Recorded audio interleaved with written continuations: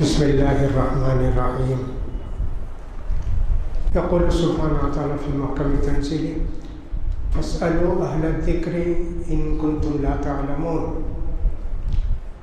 دین کی باتیں وہ ہیں جو اللہ نے بتائیں، اللہ کے رسول نے بتایا، یہی دین ہے، یہی شریعت ہے۔ اس لیے بغیر علم کے دین کیا مسئلہ بتانا حرام، اور بے علم سے مسئلہ پوچھنا بھی جائز نہیں، علماء سے پوچھنا۔ اور کوئی بھی کام دین کا بغیر پوچھے نہیں کرنا۔ اب وہ بولے کہ صاحب بغیر پوچھے کوئی بھی دین کا کام نہیں کرنا، یہ مطلب نہیں مول صاحب ظہر کی نماز پڑھنے جاتا ہوں، پڑھو کیا، یہ مطلب نہیں۔ مطلب یہ کہ کوئی نیا کام کرنا چاہتے جو معلوم نہیں ہے آپ کو، ثواب ہے، گناہ ہے، اچھا ہے، حرام ہے، معلوم نہیں، کر لیں گے بعد میں پوچھ لیں گے، جائز نہیں۔ پوچھنے کے بعد کرنا، اس کا خیال کرنا۔ بغیر علم کے فتویٰ دینا بہت بڑا گناہ۔ مجھے پوچھے کوئی مسئلہ معلوم نہیں، پھر بھی میں ایک انداز سے جائز ہے بھائی، ارے حرام۔ ومن اظلم ممن افترى علی اللہ کذبا، اس سے بڑا ظالم کون ہوگا جو اللہ پر جھوٹی بات بولتا۔ ہاں اللہ بولے ہمیں کر سکتے، حدیث میں اللہ کے رسول بولے کر سکتے، نہیں بولنا۔ تو لہٰذا دین کی بات معلوم کرنا، دین کی بات معلوم کرنے کے لیے خود آدمی وہ مسئلہ ہے پوچھتا، مجھے ایسا ہے کیا کروں، جائز ہے۔ دوسری صورت ایسی ہے، میرے دوست پوچھتے ایسا ہے، وہ بھی جائز ہے۔ تیسری بات یہ ہے کہ محلے میں ایک آدمی ہے، وہ مجھے بولے پوچھ کر مولوی صاحب سے آؤ، میں ان کا سوال کرتا ہوں، جائز ہے۔ ایسا سوال نہیں کرنا، ابھی ہوا نہیں کچھ بھی، اس کے متعلق پوچھنا تھوڑی دیر کے لیے ایسے سمجھ لیں۔ کوئی آدمی آ کر پوچھے میری شادی ہوئی تو مہر کتنا دینا، تیری شادی ہوتی نہیں جب آ کر پوچھ، وہ بھی نہیں کچھ نہیں، آئندہ کا پوچھتا۔ اگر میں حج کو گیا تو وہ کنکری کیسا مارنا، حج کو جاتے ہو تو پوچھنے کا، حج کو گیا تو کتنا پیسہ ہے جی، ابھی کیا بھی نہیں پیسہ، ہاں سوچ لگو ہوں جانا بول کر، ایسا سب سوال نہیں کرنا۔ جو ضرورت ہے وہ سوال کرو، تم کو ضرورت ہو، تمہارے دوست کو سوال ہو، تمہارے بیوی کا مسئلہ تم پوچھ سکتے، سب جائز ہے۔ تو لہٰذا دین کا مسئلہ پوچھنا اور عالم سے پوچھنا، اور عالم کا فرض یہ ہے معلوم ہو تو بتانا، معلوم نہیں تو بتا دینا کہ صاحب مجھے معلوم نہیں بھائی، مجھے یاد نہیں آتا یہ مسئلہ، ہاں یہ امانت ہے، لہٰذا اس کا خیال کرنا چاہیے۔ اللہ نے موقع دیا آپ کو، پوچھنا چاہیے، لیکن اس بات کا خیال کریں کہ صاحب موقع آپ کو جمعے کے دن دیا جاتا ہے، بیکار کے سوالات فون کر کے پوچھتے رہیں، مجھے بھی تکلیف ہوتی نا، کبھی قرآن پڑھتے رہتا، کوئی کتاب پڑھتے رہتا، کبھی سوتے رہتا، آرام کرنے کا وقت، کب دیکھے تو فون، کب دیکھے تو فون۔ ہمارے کچھ بھائی جو دبئی میں ہیں یا سعودیہ میں ہیں، شارجہ میں ہیں، وہ اپنے حساب سے سوال کرتے، یا انڈیا میں کیا ٹائم ہے وہ خیال نہیں کرتے۔ رات کے 11:15 بجے ایک عورت کا فون آیا سعودیہ سے، مجھے آف کر کے سو گیا، پھر 12 بجے فون آیا۔ اب سعودیہ میں وہ لوگ تہجد پڑھتے ہیں، تراویح پڑھتے ہیں، حرم میں وقت گزارتے ہیں، اب وہ اپنا وقت سمجھے، تو ہمارا 12 بجے کا مطلب یہ کہ صاحب وہاں 10:30 ایسا ہو گیا، 9:30، ہاں 9:30 بجے، اپنا خیال کریں، ہمارا نہیں خیال کرتے۔ یہ بھی ایک مسئلہ ہے کہ صاحب ادھر سے ادھر سے لوگ پوچھتے رہتے ہیں، بڑی تکلیف ہوتی ہے۔ ایسے موقع سے فائدہ اٹھائیے، جہاں تک ہو سکے کم سے کم رمضان میں اوائڈ کیجیے فون میں پوچھنے سے۔ اچانک کوئی بات ہو گئی وہ پوچھ سکتے، باقی دوسرے مسئلے زکوٰۃ کا، اس کا اس کا، ایسے موقع پر پوچھیے نا۔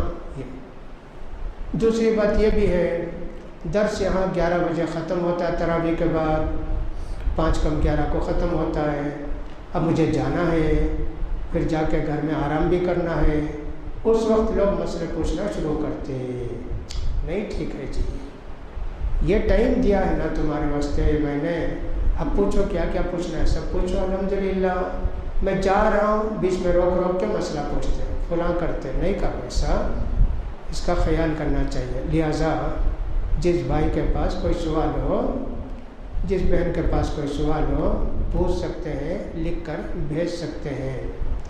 کوئی آدمی پوچھا تو ہنسنا نہیں، اس کا مسئلہ پوچھتا، کیوں ہنستے بھائی؟ نہیں ہنسنا، کسی کو حقیر نہیں سمجھنا، معمولی نہیں سمجھنا۔ کوئی آدمی پوچھا یہ ظہر کی نماز کتنے رکعت پڑھنا، مجھے صاحب 5 پڑھنا کی 6 پڑھنا کی، ہنسنا نہیں، بیچارے کو معلوم نہیں، کسی کو حقیر نہیں سمجھنا۔ دین کی خواہش ہے، دیکھو پوچھتے دیکھو، وہ سمجھنا، دیکھو بھائی معلوم نہیں، پوچھ لیے، ایسا ہونا چاہیے۔ لہٰذا اس کے لیے کوشش یہی کی جاتی ہے کہ جمعے کے دن آدھا پونا گھنٹہ سوال کرنے والوں کے لیے کچھ ٹائم نکالیں اور ان کے جوابات دیے جائیں۔ اگر معلوم ہے تو جواب دوں گا، اگر معلوم نہیں ہے تو میں جواب نہیں دے سکتا، بول دوں گا مجھے معلوم نہیں ہے۔ اللہ توفیق دے۔ جی کسی کو کوئی سوال کرنا ہو تو سوال کریں جو ان کو ضرورت کا ہو۔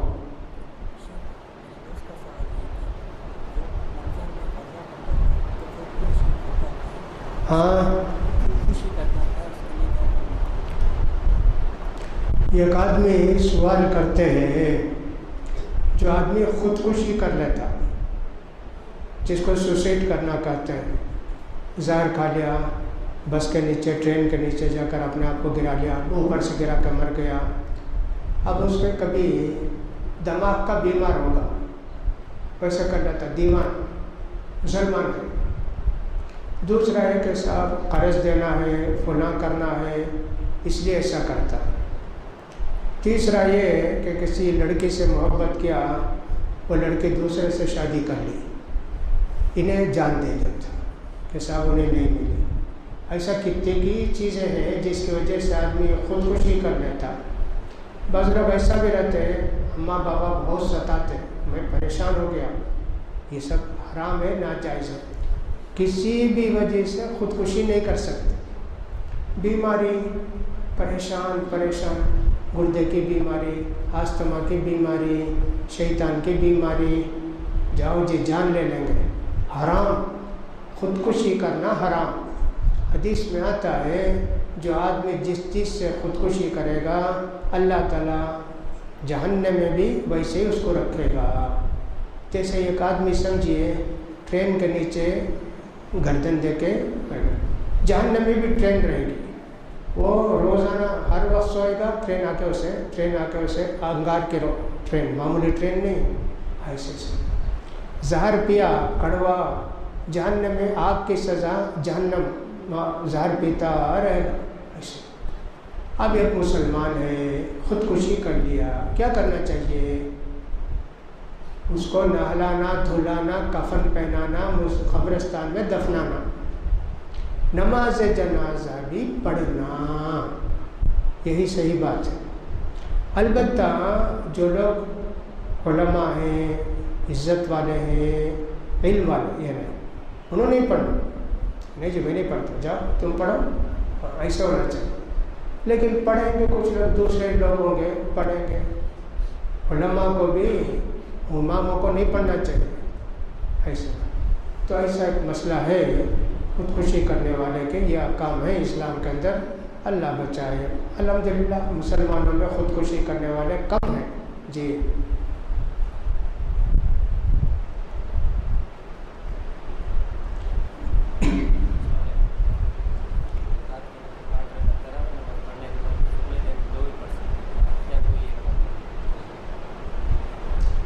ایک سوال ہمیشہ آتا وہ آج بھی آیا، تراویح پڑھ لیتے پھر اس کے بعد تہجد بھی پڑھنا کیا؟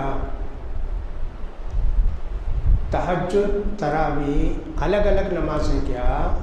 نہیں، دونوں ایک ہی نماز شروع رات میں پڑھے تو اس کا نام تراویح، سو کر اٹھ کر پڑھے 12 بجے 1 بجے 2 بجے اس کا نام تہجد۔ نماز ایک، نام 4، صلاۃ اللیل، تہجد، قیام اللیل، یہ تینوں صحابہ کے زمانے میں تھے۔ امام بخاری رحمۃ اللہ علیہ وغیرہ کے زمانے سے پہلے اور ان کے زمانے میں ایک لفظ ہے تراویح، سب ہے۔ عائشہ رضی اللہ تعالیٰ عنہ سے پوچھا ایک آدمی نے کہ مائی، اللہ کے رسول رمضان میں کتنے رکعت پڑھتے تھے؟ انہوں نے کہا رمضان میں بھی دوسرے دنوں میں بھی 8 رکعت پڑھتے تھے، اور کبھی کہا 13 رکعت پڑھتے تھے، اور کبھی کہا 11 رکعت پڑھتے تھے۔ تینوں حدیث ہیں، 8 رکعت تہجد، 3 رکعت وتر، 11 ہوئے، 13 وہ جو وضو کرتے نا اس کی 2 رکعت، وضو کرے 2 رکعت، اس کے بعد 8 رکعت تہجد، 3 رکعت وتر، 13 رکعت ہوئے۔ لہٰذا دونوں ایک ہی نماز ہے، ایک پڑھ لیے تو کو کافی ہے۔ کوئی پڑھنا چاہتا ہے تہجد کی نیت نہیں، نفل کی نیت پڑھے۔ کچھ لوگ ایسے بھی رہتے ہیں یہاں پڑھ کے پھر بعض جگہ رات کے 2 بجے نماز ہوتی، پھر وہاں بھی جا کے پڑھتے ہیں، کوئی بات نہیں، ثواب ملے گا انشاءاللہ، لیکن 8 رکعت کافی ہے اتنا پڑھنا۔ کوئی پڑھنا چاہتا ہے، اکیلے پڑھنے میں سورہ یاد نہیں، نیند آتی ہے، جماعت کے ساتھ پڑھتے ہیں تو نیند نہیں آتی ہے، جا کے کسی اور مسجد میں یہاں بھی پڑھا وہاں بھی جا کے پڑھا، یہ بھی تراویح وہ بھی تراویح، یہ بھی تہجد وہ بھی تہجد، اس لیے 8 رکعت میں تو آپ تراویح کی نیت کریں گے تہجد کی، باقی نماز میں نفل کی نیت کر کے پڑھ سکتے ہیں۔ جی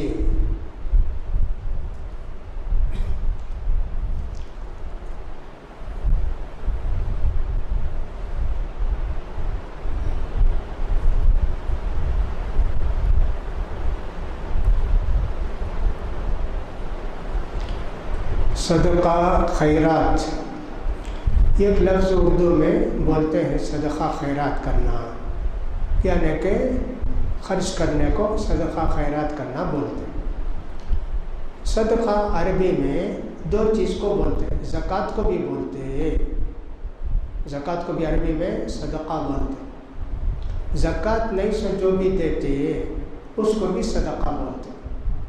یہ کھجور دیے یا کہ سب ایک آدمی کو 10 روپیہ دے دیے، یہ سب بھی صدقہ۔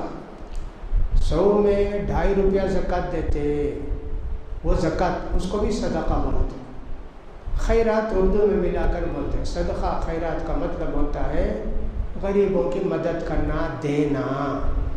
زکوٰۃ الگ، صدقہ خیرات الگ، ایسا فرق کرتے ہیں۔ یہ ایک امام 4 رکعت پڑھ کے اٹھ گئے، یہ تو ایسا سمجھو تراویح پڑھانے والے امام صاحب 2 رکعت تراویح پڑھ کے کھڑے ہو گئے، نماز تو 2 رکعت پوری ہو گئی، ظہر عصر عشاء 4 رکعت پوری ہو گئی، پھر بھی کھڑے ہو گئے۔ اب ان کو بولیں گے سبحان اللہ بیٹھ جانا، اور 1 رکعت پڑھاتے، غلط، نماز نہیں ہوتی۔ بھول کر نہیں، پیچھے کے لوگ علماتے تھے بیٹھو جی، نہیں بیٹھتے، 2 رکعت کھڑے ہو گئے تراویح پڑھا کے، سبحان اللہ بولے اور 2 رکعت ملا کے پڑھ لیں گے، ارے کیسے پڑھتے، بیٹھو۔ اگر بیٹھا نہیں تو میں تو کہوں گا کہ جا کے 2-3 آدمی مل کر بیٹھانا، بیٹھو۔ تو ایسا امام جس سے مسئلہ معلوم نہیں ہے 5 رکعت، کیا بھی دلیل، ارے اللہ کے رسول بولے نا، آدمی کوئی بھول کر کھڑا ہو گیا، تھوڑا کھڑا ہوا تو بیٹھ جانا، زیادہ کھڑا ہو تو پڑھنا نہیں جی۔ وہ کس میں 2 تشہد ہے نا، ظہر میں 2، عصر میں 2، مغرب میں 2، عشاء میں 2۔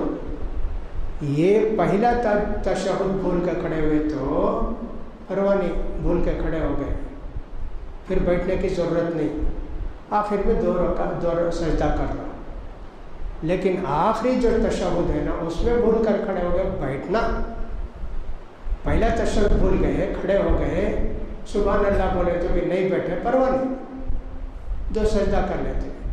یہ آدمی دوسرے تشہد کو بھول کر کھڑا ہو گیا۔ اسی طرح تراویح میں 2 رکعت کے بعد کھڑے ہو گئے، ان کو تو بیٹھنا ہی پڑے گا، کہتے رہیں گے سبحان اللہ سبحان اللہ سبحان اللہ، نہیں تو 2 آدمی جا کر ان کو بیٹھائیں، کیا کرتے؟ تو ایسے امام کو نہیں رکھنا چاہیے جن کو مسئلہ ہی معلوم نہیں ہے، اور مسئلہ بولے تو مانتے بھی نہیں، سنتے بھی نہیں، ایسے نہیں ہونا چاہیے۔ جی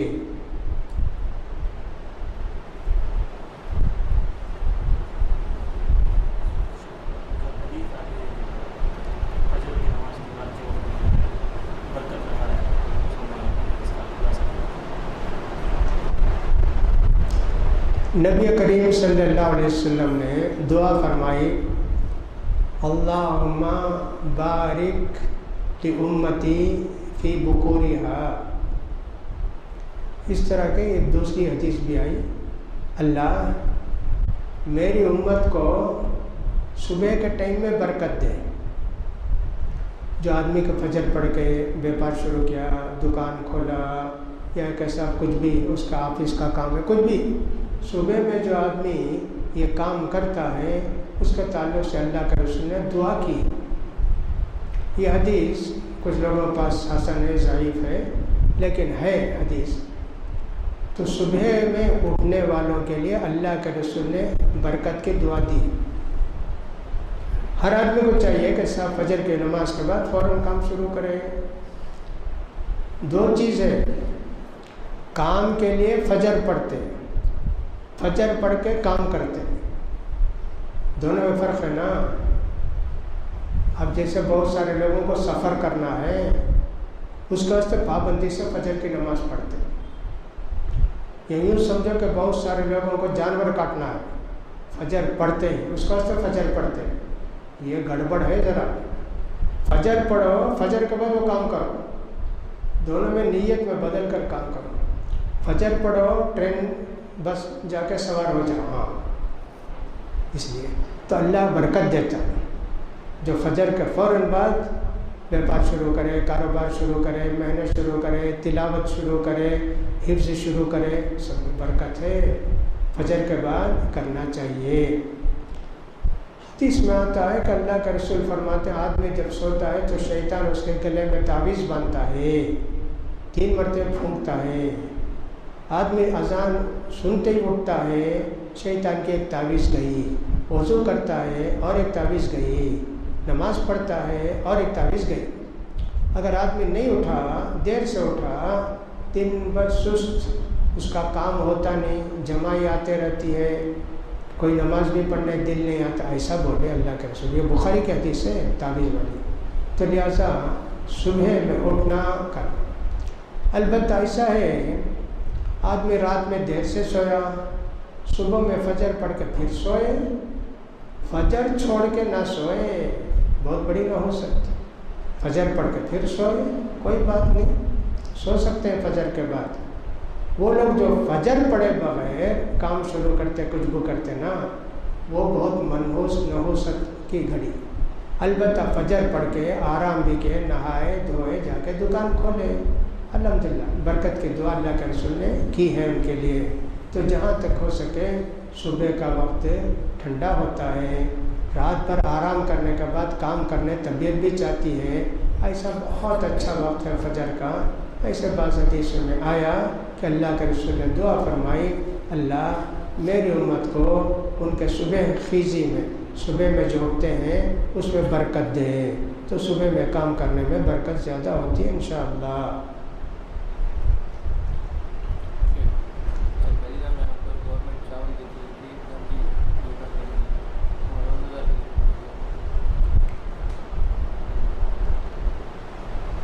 روزہ رکھنا، سحر کھانا، افطار کرنا، دونوں جہاں تک ہو سکے حلال سے کرنا. روزہ افطار کرتا حلال، پانی تو حلال ہے، اس سے افطار کرنا. باقی یہ سوال کہ صاحب اگر حکومت مسجد کو گنجی دیتی ہے، چاول دیتی ہے، اس چاول سے گنجی پکا کے روزے داروں کو افطار کرا سکتے ہیں کیا؟ روزہ ہوتا، وہ گنجی پی جانے کی وجہ سے روزہ ٹوٹتا نہیں، روزہ بیکار نہیں ہوتا. لیکن بہتر یہ ہے کہ آدمی حلال چیز سے افطار کرے. گنجی بھی پیا تو پی لے گا. اسی طرح ٹرپلیکن کی مسجد میں معلوم ہوا کہ صاحب 50 سال سے کہ 60 سال سے وہ مارواڑی لوگ لا کے پورے روزے داروں کا افطار کراتے ہیں. اس سے سب کرتے ہیں افطار اور بہت کھلاتے ہیں. روزہ ہو جاتا، لیکن بہتر یہ ہے کہ اپنے حلال پیسے سے یا کسی کے حلال پیسے سے افطار کرے، اس کا خیال کرنا چاہیے. بعض لوگ سیاسی لوگ انہوں پارٹی رکھتے ہیں، کانگریس پارٹی، ڈی ایم کے پارٹی، اے ڈی ایم کے پارٹی، افطار پارٹی. یہاں تک کہ ایک زمانے میں وہ بی جے پی کا اٹل بہاری واجپئی بھی رکھے تھے دلی میں افطار پارٹی، مسلمانوں کو بلا کے افطار کرانا. انہوں بھی افطار کرتے ہیں، انہوں بھی سب کے ساتھ افطار کرتے ہیں. سب بیکار کام ہے، نہیں جانا چاہیے اسے پارٹیوں میں سے، بہت غلط ہے. تو اٹل بہاری واجپئی افطار کی دعوت رکھے، ان کو ایک دوسری جگہ جانا تھا.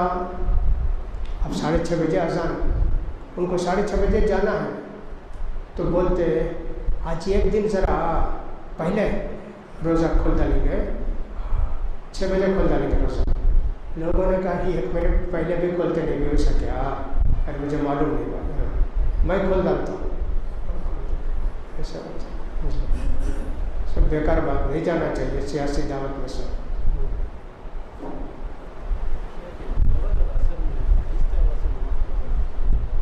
ہاں ہاں، اللہ تعالیٰ نے دن رات میں 5 نمازیں فرض کی ہیں. 3 نماز کو جہری نماز بولتے ہیں، زور سے قرات کرتے ہیں، فجر میں، عشاء میں، مغرب میں. ظہر میں اثر میں آہستہ پڑھتے، امام بھی آہستہ پڑھتے ہیں. ہم تو ہمیشہ پڑھتے ہیں، ہمیشہ امام کے پیچھے آہستہ، لیکن امام آہستہ پڑھتے ہیں. اس کی کیا وجہ ہے اللہ کو معلوم.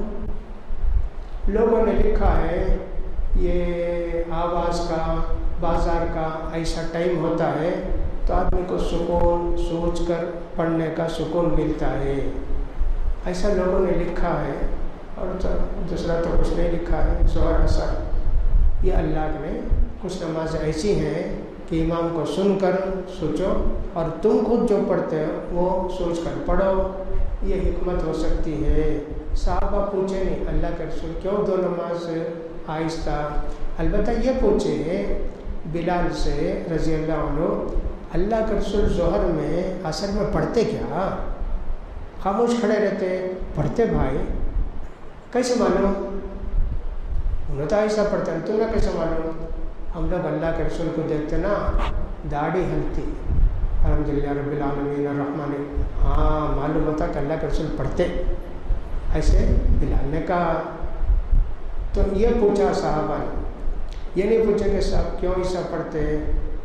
شاہ ولی اللہ صاحب نے شاید لکھا ہے یہ سکون کا وقت ہے، ظہر سے عصر تک آرام کا وقت ہے، سکون کا وقت ہے.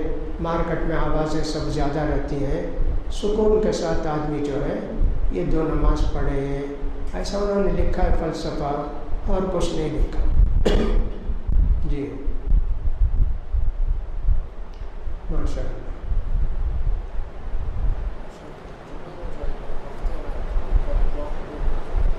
اللہ کے رسول صلی اللہ علیہ وسلم فرماتے ہیں جمعے کے دن اللہ نے تھوڑا ٹائم رکھا ہے، اس ٹائم میں تم جو دعا کرتے اللہ قبول کرتا ہے. شب قدر میں بھی اللہ تعالیٰ نے ایک ٹائم رکھا ہے، اس ٹائم میں جو دعا کرتے قبول ہوتی. یہ دونوں کون سا ٹائم ہے وہ نہیں بتائے اللہ کے رسول. ٹائم ہے اس لیے بہت اختلاف ہے۔ کچھ لوگوں نے کہا امام جب منبر پر سے اترتے نا، قامت بولتے نا، بیچ میں 1 منٹ 1.5 منٹ تب، یا امام جب دعا کرتے دوسرے خطبے میں، اس وقت ہم جو دعا کریں، کتنے ہیں صبح کے بعد، عصر کے بعد فلاں۔ ابن حجر رحمۃ اللہ علیہ کہتے ہیں سب سے زیادہ بہتر قول یہ ہے عصر سے لے کر مغرب تک وہ ٹائم ہے، عصر سے مغرب تک، تو لہٰذا عصر کی نماز پڑھ کے مغرب کی نماز تک آدمی دعا کرے اور زیادہ درود پڑھے، اللہ کے رسول پر درود پڑھتے، 1 20 30 40 پڑھتے دعا کرتے، پھر 1 20 30 40 پڑھتے درود پڑھتے، پھر دعا کرتے، عصر سے مغرب تک۔ اور یہ زیادہ محدثین اسی کو صحیح قرار دیتے، راجح قرار دیتے، عصر سے مغرب تک کے ٹائم میں تھوڑا وقت ہے، کون سا؟ جی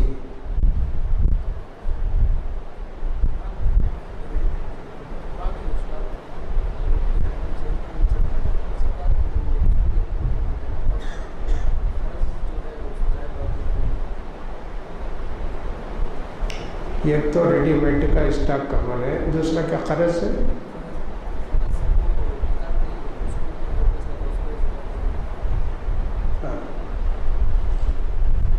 ایک آدمی دکان رکھے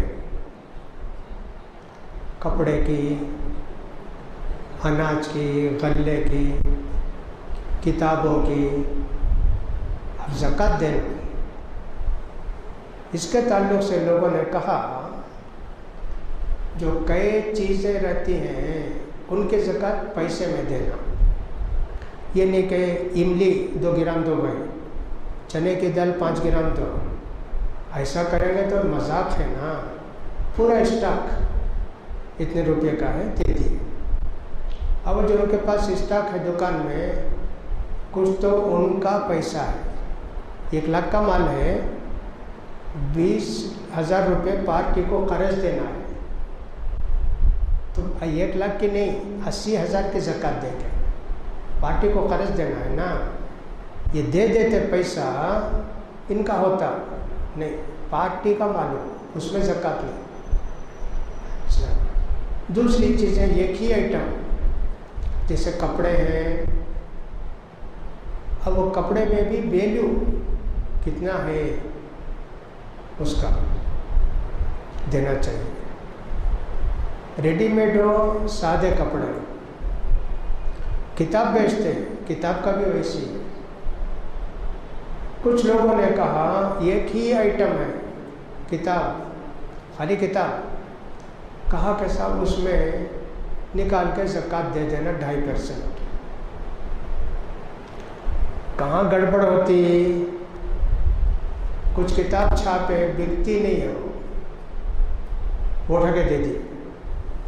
اللہ کے راستے میں اچھا مال دینا چاہیے نا، پرانی ہوگی کتاب، کیڑے لگ گئے، سب دے دو، اللہ کو ٹھکانے کی بات۔ اسی طرح ریڈی میڈ کپڑے پرانے ہو گئے، بوسیدہ ہو گئے، وہ اٹھا کے دیتے نہیں، سب سے اچھا بھی نہیں، سب سے خراب بھی نہیں، بیچ کا مال دو، بولے اللہ کے رسول، سب سے اچھا وہ بھی نہیں، سب سے خراب وہ بھی نہیں، بیچ کا مال دو۔ یہ جو جانور لینے بھیجتے تھے نا اللہ کے رسول، بکری اونٹ وغیرہ، بعض لوگ کیا کرتے ہیں بہترین جو بکری ہوتی ہے وہ لیتے، یہ دو بھی ایسا نہیں چاہیے، 20 کلو، انہوں کیا بولتے ہیں بڈھی بہو کی بکری دودھ بھی دیتی، یہ لے لگ جاؤ، وہ بھی مت دو، اور اچھی بکری ہے وہ بھی مت دو، بیچ کی بکری دو۔ ویسے ہی اگر کپڑے کے زکوٰۃ کپڑے میں نکالتے ہیں تو درمیان کا نکالو، جو پرانے ہیں وہ بھی نہیں، جو بہت قیمتی ہے وہ بھی نہیں۔ لیکن ہمارا اپنا مسئلہ یہ ہے کپڑے کی زکوٰۃ ہو، ملکہ اسٹیٹ کی زکوٰۃ ہو، کتابوں کی زکوٰۃ ہو، ہم پیسہ دو بولتے، ہمارے پاس پیسہ۔ رافع بن خدیج کی حدیث آتی ہے کہ نبی کریم صلی اللہ علیہ وسلم ہم کو حکم دیتے تھے تجارت کے مال میں زکوٰۃ دو۔ بعض لوگ مانتے نہیں، تجارت کتنی بڑی رہے بھائی، سونا میں، چاندی میں، جانور میں، غلے میں، پیسے میں زکوٰۃ، اس کے علاوہ کپڑا، کتاب، چاول، اس میں سب زکوٰۃ نہیں بولتے، اس میں زکوٰۃ نہیں. ہم کیا بولتے ہیں؟ پیسہ، پیسے کی زکوٰۃ. اس کے پاس 5 لاکھ کا اسٹاک ہے کپڑا، 5 لاکھ کی زکوٰۃ دو، کپڑا مت دو. تو بہرحال کوئی دینا چاہتا ہے کپڑے کی زکوٰۃ کپڑے سے تو میڈیم دینا چاہیے، جو نہیں بکتا ہے، بیکار ہو گیا ہے، ویسا اگر دیں گے تو اللہ قبول نہیں کرے گا. بہتر پیسے سے زکوٰۃ نکالیں. تاجر لوگ اپنے مال تجارت کی زکوٰۃ پیسے سے نکالیں. اسٹاک نکالیں، سب اتنا اسٹاک ہے ہمارے پاس، اس میں 2.5% زکوٰۃ دینا یہ زیادہ بہتر ہے. پارٹی کو جو دینا ہے اس کو تو ہمیشہ 1 کروڑ کا مال ہے آپ کی دکان میں، لیکن پارٹی کو 30 کروڑ دینا ہے، 30 لاکھ دینا ہے، 30 لاکھ چھوڑ کے 70 لاکھ کی زکوٰۃ دینا، وہ تو پارٹی کا مال ہے، 30 لاکھ آپ کے پاس. ایسے ہے زکوٰۃ کا مسئلہ انشاءاللہ. جی نفع نہیں، جو تمہارا اصل ہے پیسہ اس میں اسٹاک، پرافٹ پر نہیں، جو آپ کا کیپٹل ہے اس میں دینا ہے زکوٰۃ.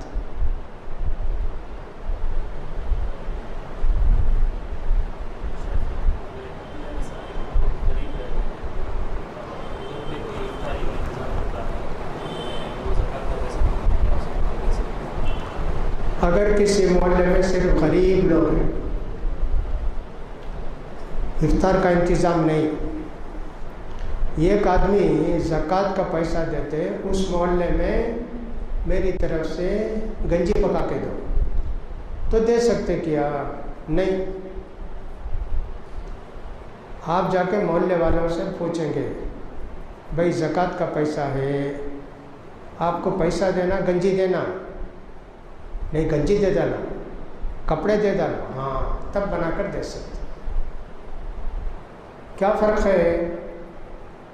آپ ان کو پیسہ دے دیے، استعمال کریں گے، آپ گنجی بنا کر دیے، گنجی میں وہ گیس اور چولہا، گنجی پکاتے نا، اس کی مزدوری، وہ سب جاتا.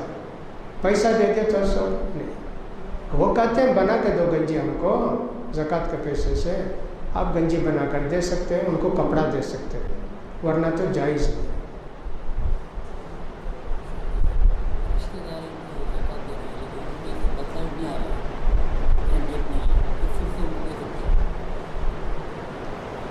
کچھ رشتہ دار ہیں بے نمازی ہیں، روزہ نہیں، کچھ نہیں، ان کو زکوٰۃ بولتے بھائی تمہیں تو نماز نہیں پڑھتے نا، روزہ نہیں رکھتے، تم کو زکوٰۃ نہیں ایسا کرتا ہوں بھائی، اب میں نماز بھی پڑھتا ہوں، روزہ بھی رکھتا ہوں، دیے. پھر وہی ہے، ایسا کرنے والوں کو نہیں دینا چاہیے. بول کر دیے کہ برتے میں نماز پڑھتا ہوں، کہاں پڑھے جی تمہیں؟ روزہ رکھتا ہوں، بولے کہاں رکھا ہے؟ چلو تم کو نہیں، نیک آدمی کو دینے کے. جی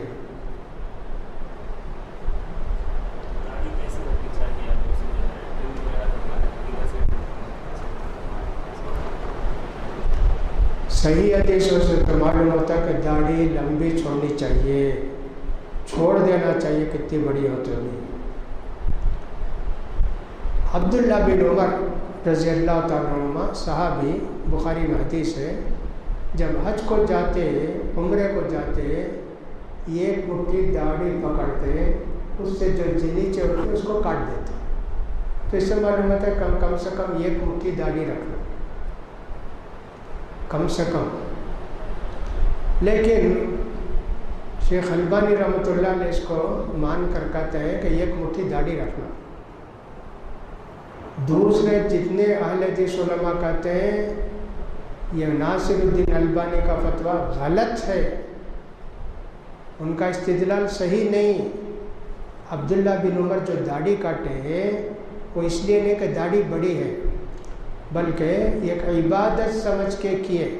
سر کے بال نکالے تو داڑھی کے بال بھی تھوڑے نکالے. یہ عبادت سمجھ کے کرے، جائز نہیں جائز، کم اتنی زیادہ اتنی وہ نہیں سمجھے. علماء اہل حدیث اس کو نہیں مانتے، وہ کہتے ہیں جتنی بڑی داڑھی ہونی چاہیے پوری چھوڑ دینا چاہیے. حدیث کے الفاظ میں بھی ویسے آتا ہے پوری طرح چھوڑ دو، لمبی چھوڑو، اس میں مت کاٹو، ایسے حدیثیں آتی ہیں. اس کی وجہ سے اختلاف علماء میں زیادہ علماء اسی کے قائل ہیں چھوڑ دینا چاہیے. البتہ ناصر الدین البانی رحمۃ اللہ علیہ اور ان کے فتوے کو ماننے والے ایک مٹھی داڑھی رکھتے ہیں، باقی کی کاٹ دیتے ہیں، وہ نیچے سے ہو کنارے سے ہو ایسے. عمر رضی اللہ تعالیٰ عنہ کے پاس ایک آدمی آئے بدو، ہر جگہ بال بھرے ہوئے تھے ان کے. عمر رضی اللہ تعالیٰ نے کہا کیا جی انسان کی شکل کی کیا یہ، جاؤ اپنا چہرہ بنا کے آؤ. سب ٹھیک ٹھاک کر کے بال نکال کے آئے تو کہا دیکھو اب تم انسان معلوم ہوتے ہو. تو ایسے بھی ایک ضعیف حدیث ہے. جی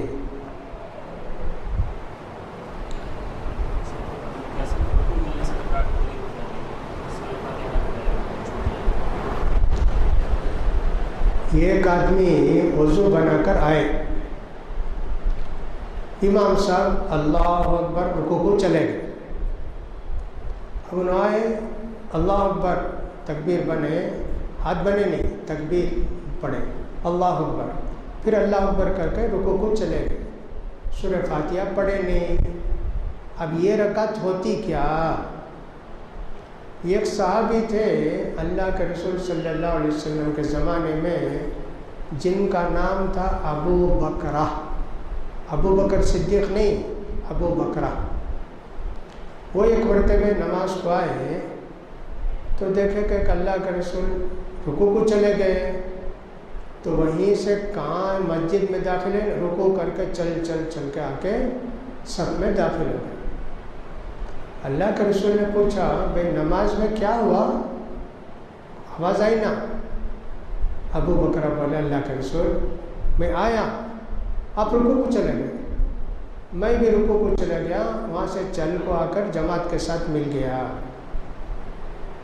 تو اللہ کے رسول نے کہا زادک اللہ حرصا ولا تعود، اللہ تعالیٰ نیکی کے کام کرنے کا شوق آپ کو اور بھی زیادہ کرے، آئندہ ایسا نہیں کرنا.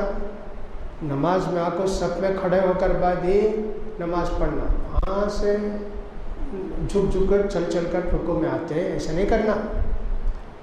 اس حدیث کو لے کے امام ابن باز، شیخ ابن باز، شیخ صالح عثیمین اور کچھ لوگ یہ کہتے ہیں کہ صاحب رکوع مل گیا تو رکعت مل گئی، سورہ فاتحہ نہیں پڑھے تو بھی رکعت ہو جاتی. دوسری ایک حدیث آئی جس کو کچھ محدثین صحیح اور حسن کہتے ہیں اور کچھ محدثین ضعیف کہتے ہیں. من ادرک الرکوع فقد ادرک الرکعۃ، جس آدمی کو رکوع مل گیا اس کی رکعت ہو جاتی. لیکن محدثین کے پاس سورہ فاتحہ پڑھے بغیر آپ رکوع کر لیے تو آپ کی نماز نہیں ہوتی، وہ ایک رکعت پھر پڑھنا سورہ فاتحہ کے ساتھ. اور یہی بات امام بخاری رحمۃ اللہ علیہ بھی کہتے ہیں، ہر رکعت میں نفل ہو فرض ہو سورہ فاتحہ پڑھنا ضروری ہے. تو لہٰذا اگر کوئی آدمی آ کے رکوع میں مل گیا اور اس کے بعد سلام بھی پھیر دیا تو ہم جن کے پاس سورہ فاتحہ پڑھنا ہے ضروری ہے ان کے پاس ہوتی نہیں اس کی نماز. البتہ جو لوگ یہ کہتے ہیں کہ رکوع مل گیا تو رکعت مل جاتی، ان کے پاس ہو جاتی نماز. جی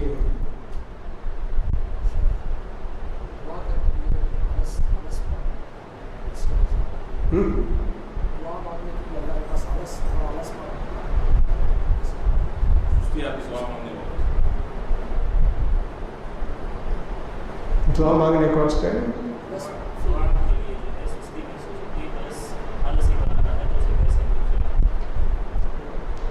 دعا مانگتے وقت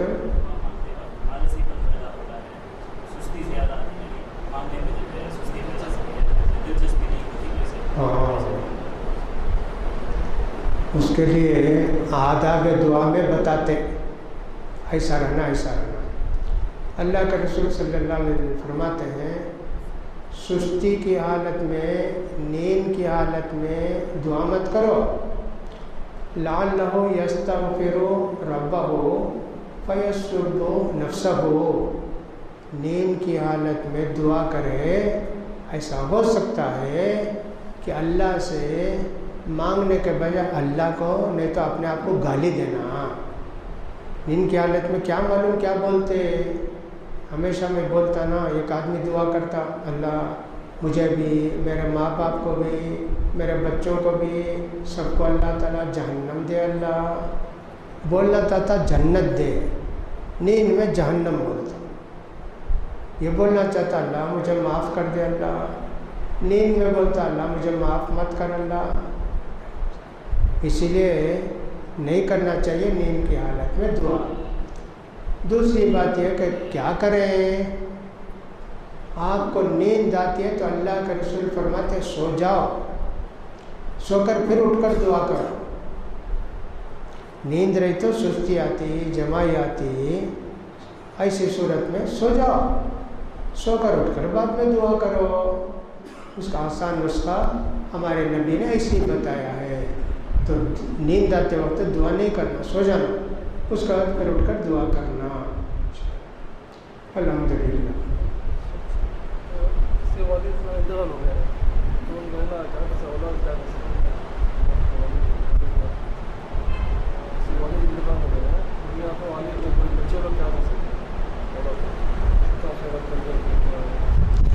ماں باپ کو بچے ان کے انتقال کے بعد کیسے ثواب پہنچا سکتے؟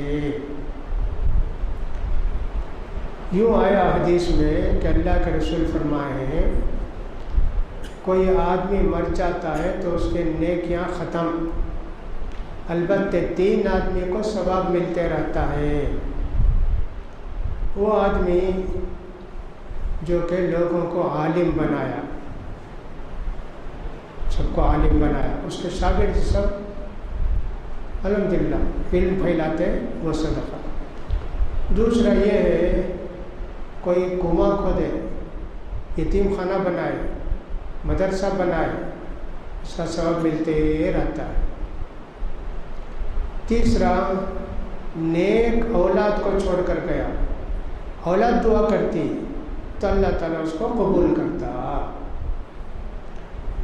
اب سعد بن ابی وقاص صحابی، وہ اللہ کے رسول صلی اللہ علیہ وسلم کے پاس آ کر بولے اللہ کے رسول ہماری امی کا اچانک انتقال ہو گیا،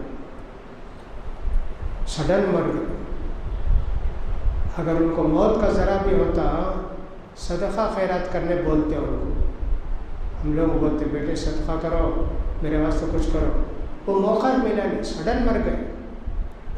اب میں ان کی طرف سے صدقہ خیرات کرا، اللہ قبول کرے گا کیا؟ ہاں جی قبول کرے گا۔